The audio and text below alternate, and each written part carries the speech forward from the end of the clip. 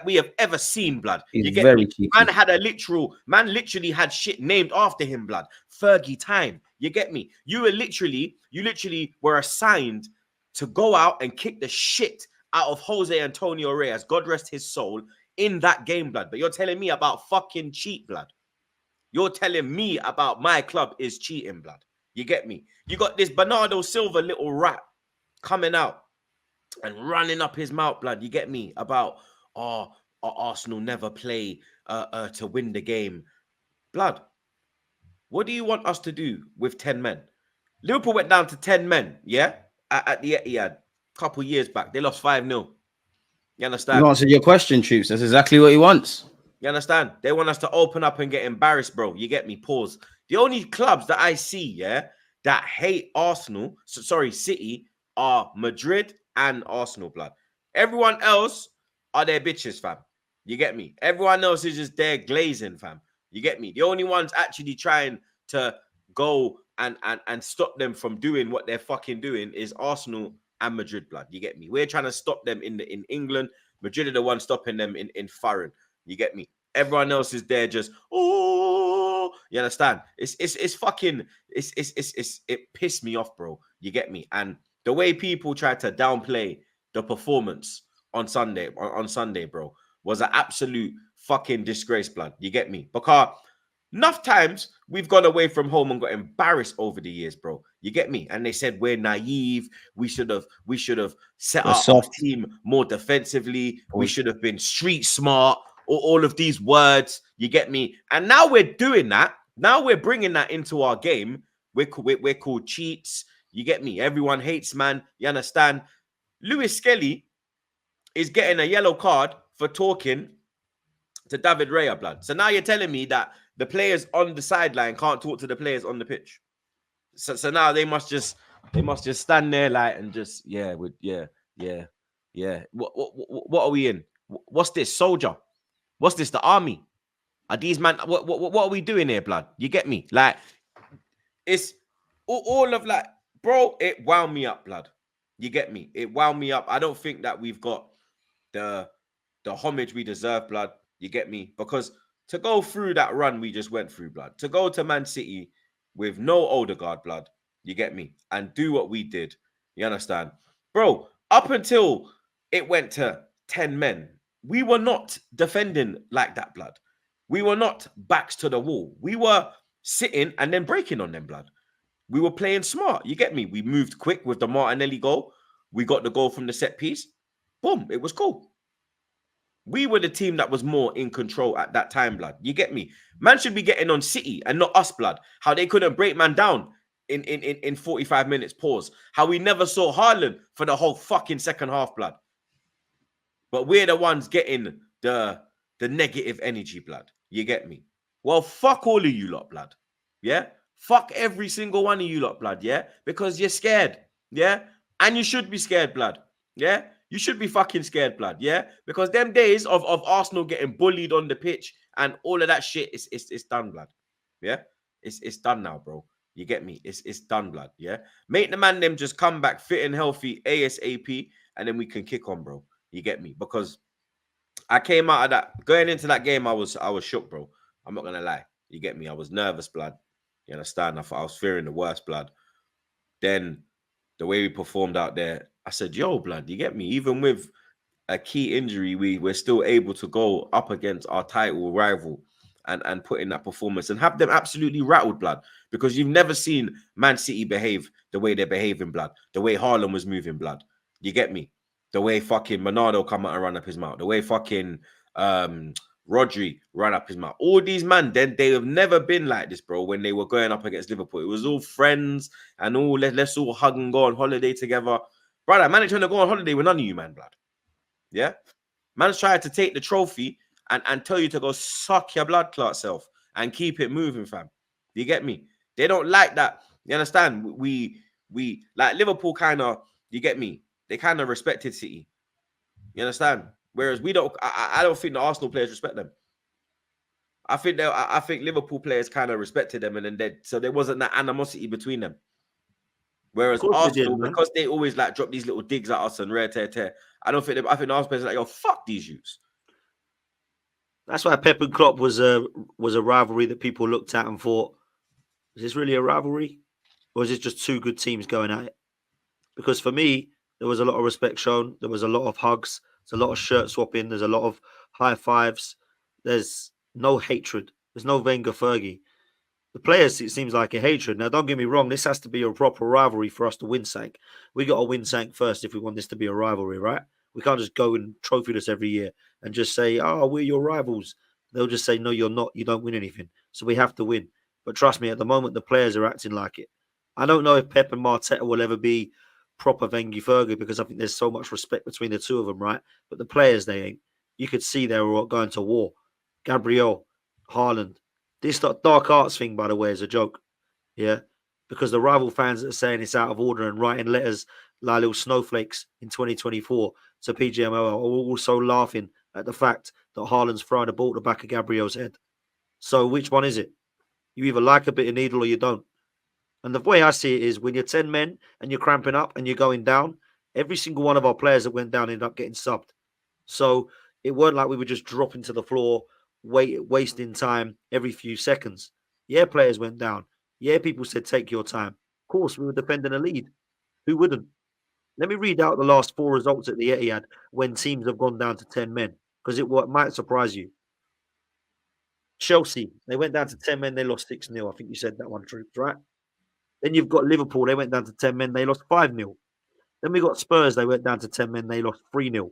And then you've got Manchester United went down to 10 men and lost 4-1. When we go down to 10 men and we draw the game in the last 10 seconds, it's a disgrace because we didn't open up and let them win 4 or 5 or 6. Of course, remember the other day where Xhaka got sent off against City as well, then, and we tried to go toe to toe, and what happened, bro? We can't learn from mistakes, though.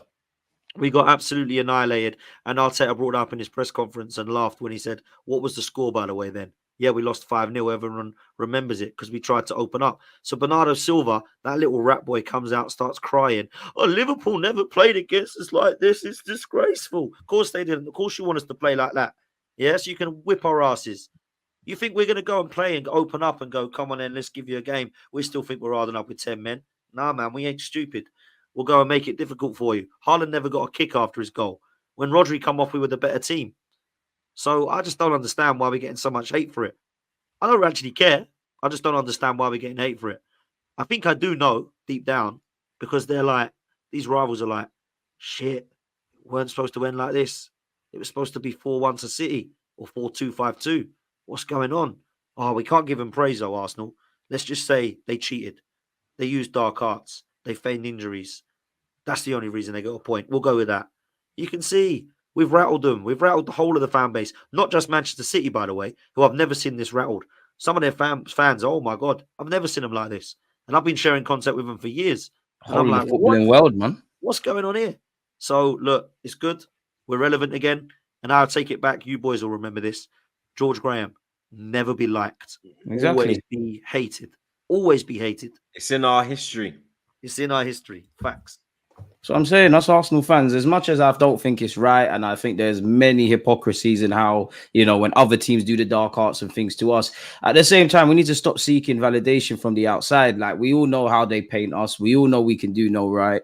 We all know they only want to care if we get opened up and we lose 4-5-1. We just have to let them do their thing, man, and just focus on winning trophies. As I said at the start, I find it quite shocking how, if Mikel Arteta did what Pep did, kicking the chair, I don't really care about it. The language would be different. If our players surrounded the ref, the language would be different. If we failed to break down the team at home with our strong home record, the language would be different. For us, obviously, once we grew into the game and we weren't on the back foot, we obviously got 2 goals. We were in the driving seat. We looked comfortable. We looked like we could give it to City. The red card happened and we had to defend for our lives. And I'm pretty sure every Arsenal fan thought, second half, first 5 to 10 minutes, they're going to get one. And that's the issue. Once they get one, you felt like we was going to open up. Of course, it's a bitter pill to swallow, pause, with the way they equalize, but it's a point gained and 2 points dropped, depending on how you look at it for both teams. And I don't know if it's a rivalry, because as Dan said, they've been there, done it, wore the t-shirt. We're aspiring to do that, but it's nice that we can have a healthy respect for City, but not glaze them, think that we can do something. So I like it. For years, they said Arsenal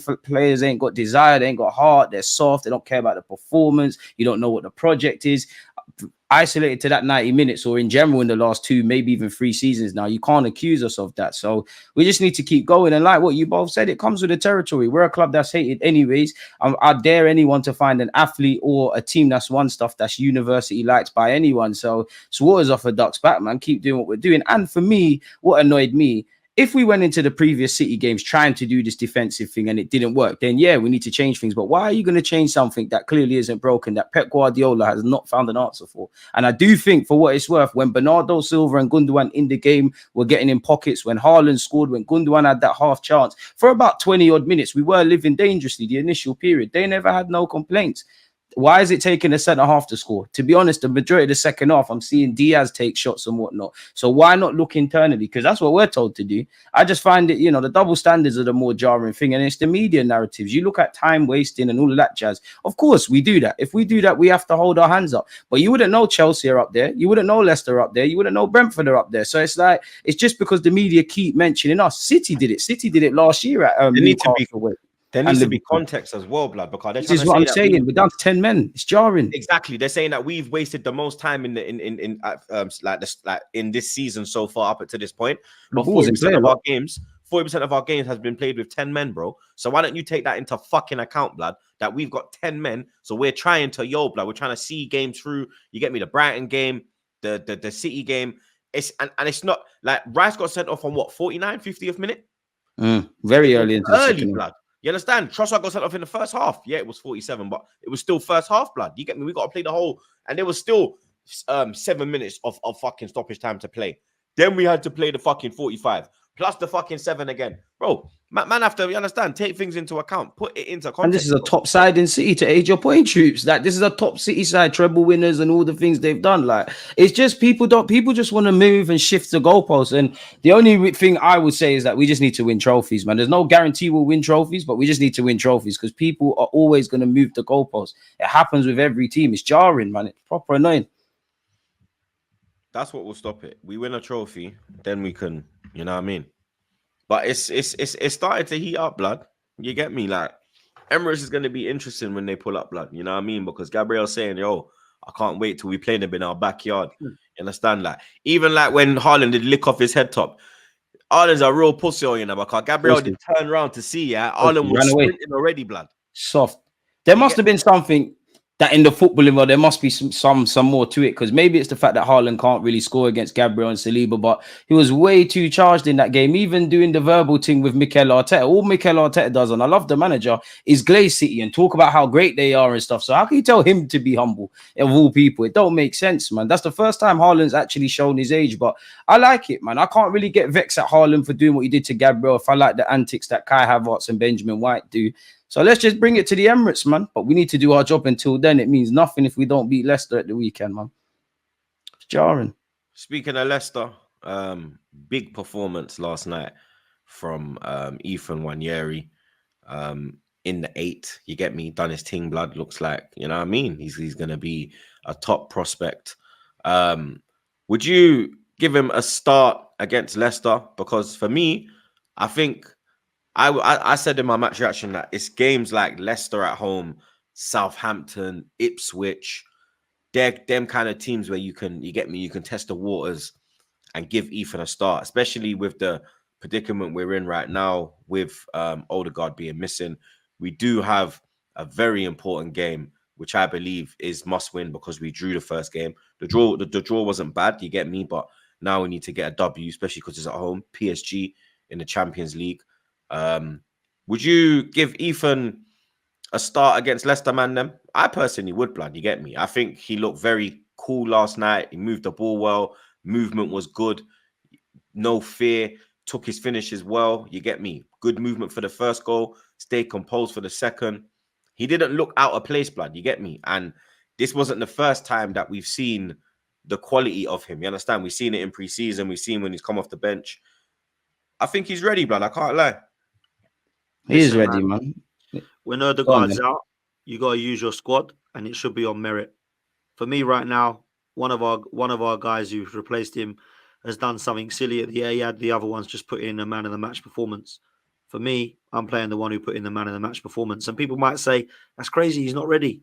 I think he's ready. I thought he was ready anyway. I would have played him against Atlanta.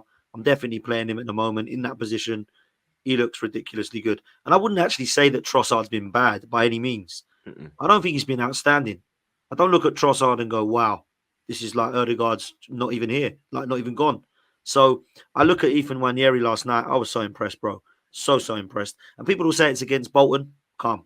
I agree with that. But Saka was playing and Rice was playing, and he looked levels ahead them two. He looked absolute levels. The guy was so confident. Still a League One side as well, man. He ain't started the game. They can't diss him. Exactly.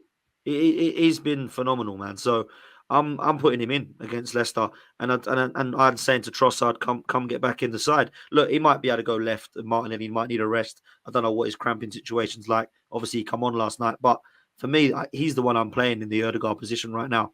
In fact, it's just the way what I'm doing. And you've got a good run of games now to give this kid a go and see what he's about. So I'm playing him, man. I'm tempted, man. I'm tempted. As you lot have said, he's been doing his thing. Doesn't look out of place. I wonder if he's recovered physically, because it is a big ask for a young player. As Troop said, the conditions are right. Like, not to downplay Leicester, it's still a tough game. It's not a walk in the park, but you'd imagine he'd have a lot of possession. Obviously, selfishly from him, he's got his first start. So imagine what starting in the Premier League's about. For me, though, I'm going to draw for Trossard. I agree with Dan. I don't think Trossard set the world alight, even though there ain't really been games for that. But I'm going to go with, if available, and I know we're going to get on to Raya. Personally, the team that went out there against City, I'm doing it against Leicester. No disrespect or slight on Ethan, but put the strongest team out there that we can in Arteta's mind, get the 3 points, put the game beyond reasonable doubt. Ethan gets his minutes. And also Lewis Kelly, if he is fit, I'd love to see him get some minutes, because I think he's been lost in the noise of Ethan. Take nothing away from Ethan. I think Lewis Kelly had a very good game, but yeah, I'll probably play the same team against City personally. I just want the 3 points.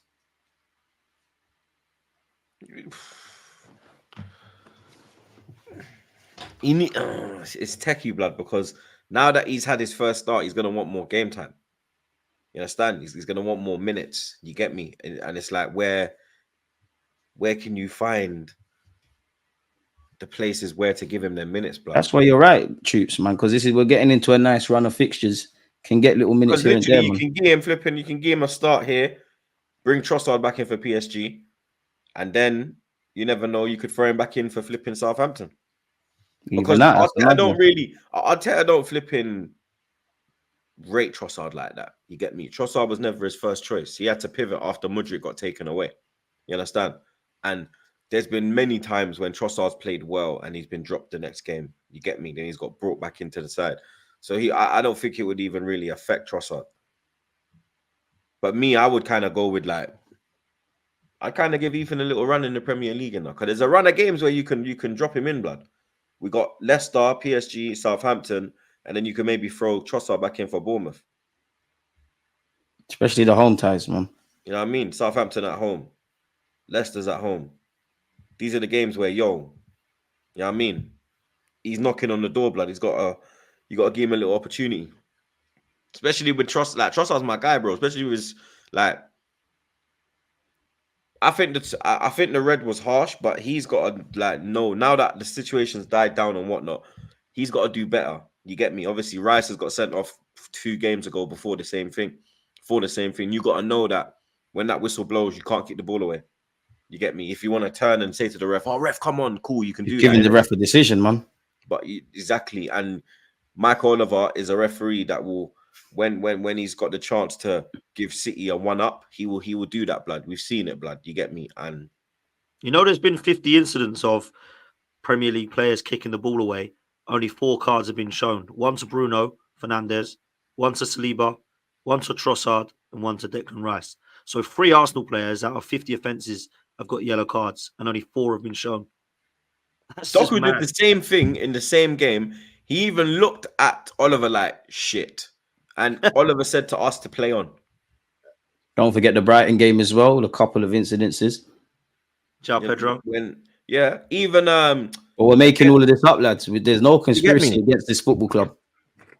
You understand? Like, it's clear to see that there's something. Szoboszlai as well. Szoboszlai was on a yellow.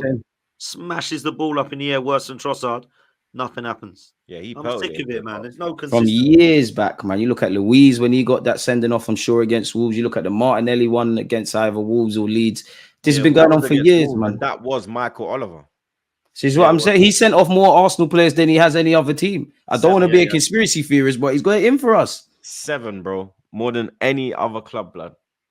This is why I like controlling the controllables, and that's why I've got no criticisms of my Arsenal players against City, because isolated to what they could control, give or take with the 2 yellows, they did what they could, man. I'm sure we wouldn't be happy with the first goal we conceded, but just got to get on with it, man. I wish life was fair, but we know the rest don't like us, so let's just use that as extra boost, man. It's jarring, though.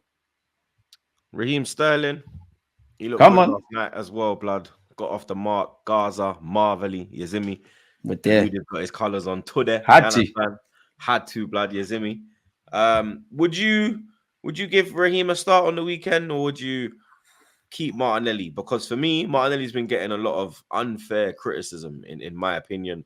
And after the Man City game, when he's on the floor and he says to a Kanji, "Shut the fuck up! Shut the fuck up!" Like everyone's Nelly, man. Everyone's like, "Oh, Nelly, oh, we're sorry. Can you let us back in?" No, fuck off. You made your bed. But that's how they love Gabriel now. Our big centre half. Exactly, you understand? But would you give Raz a start against Southampton as well? It's difficult, man.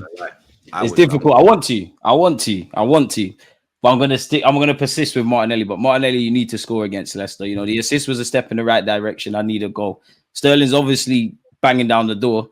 I want to, because Martinelli's form ain't been amazing, but last chance to lose Martinelli, man. But then again, Martinelli's probably going to start against PSG, so you could reckon, you know what, start Sterling. F it, start him. I'm sticking with Martinelli. I'll tell you why. Because I actually feel like he did really well against Man City. And I didn't really rate his performance, particularly in the last few games. I thought he was stinky against Aston Villa. I thought he was okay at push against Spurs. Did nothing against Atalanta. And then I finally see him come to town against City, defensively, off the ball, on the ball. I actually thought he was one of the better ones going forward. So I'm sticking him in here against Leicester. I'm starting him with Havertz and Saka.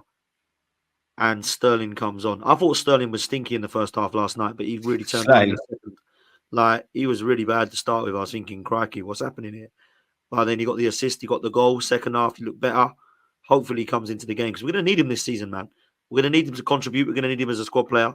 We're playing every few days now until February, right? So he's going to be a big part if he stays fit. So, yeah, but Martinelli gets a nod for me. Martinelli.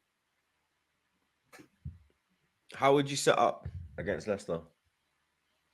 Well, I don't know what's happening with Raya. We'll come to that.